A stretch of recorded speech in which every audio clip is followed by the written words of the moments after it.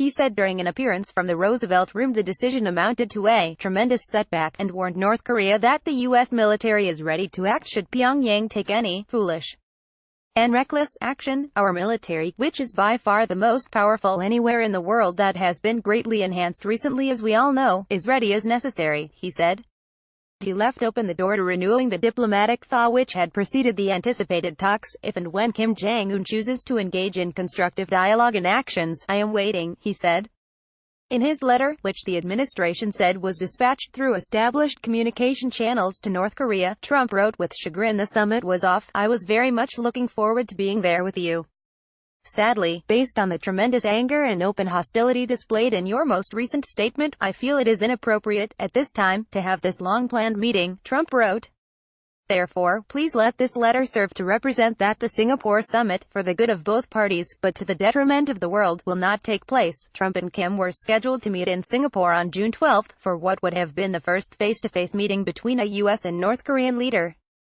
The decision ends months of diplomatic advances between the U.S. and North Korea that Trump repeatedly heralded as the likely precursor to a historic peace deal and the denuclearization of North Korea. Now, the détente between Washington and Pyongyang appears in jeopardy, with a return to the bellicose rhetoric that has defined the U.S.-North Korea relationship for much of Trump's presidency once again peering over the horizon. In his letter, Trump signaled a return to the bitter nuclear back-and-forth that colored his early interactions with Kim before the diplomatic opening. You talk about your nuclear capabilities, Trump wrote in his letter to Kim, but ours are so massive and powerful that I pray to God they will never have to be used. Still, Trump signaled direct talks with Kim could still be in the offing, writing that he felt a wonderful dialogue was building up between you and me, and that he looks forward to meeting Kim someday. Even as the summit was cancelled, North Korea was taking at least precursory steps to scale back its nuclear program. The regime appeared to destroy at least 3 nuclear tunnels, observation buildings, a metal foundry and living quarters at its Punggye-ri nuclear test site on Thursday, in a process observed by invited international journalists including CNN's Will Ripley. No weapons inspectors or non-proliferation experts were invited to witness the event, and it was unclear whether the explosions rendered the tunnels inoperable, or only caused limited damage. Trump withdrew from the summit after a North Korean Vice Minister of Foreign Affairs slammed Vice President Mike Pence on Wednesday as a political dummy, the latest harshly worded statement from Pyongyang. Trump and his aides were infuriated by the statement and wanted to respond forcefully, multiple people familiar with the situation told CNN. The specific and personal targeting of Pence is what irked U.S. officials, 3 people familiar with the matter said. The verbal broadside against Pence was just the latest harshly worded statement from North Korea over the last 10 days.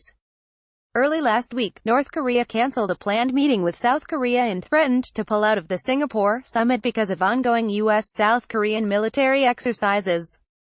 Trump and his aides had insisted over the past week that planning for the summit was still ongoing amid the increased bluster from Pyongyang. A logistics team was dispatched to Singapore to finalize details with North Korea officials. And a commemorative coin was stamped by military aides labeling him the supreme leader. Still, the collapse of the summit was not entirely a surprise, even if Thursday's announcement was abrupt. North Korea has offered diplomatic openings to the United States several times over the past decades, only to return to bellicose threats.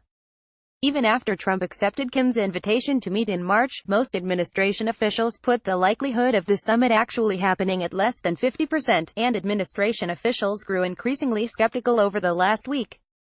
U.S. officials had also grown increasingly skeptical of Pyongyang's commitment to denuclearization.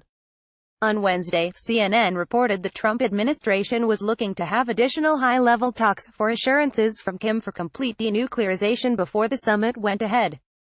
Hours later, a North Korean official lashed out at Pence and said Pyongyang is ready for a nuclear showdown if dialogue with the United States fails.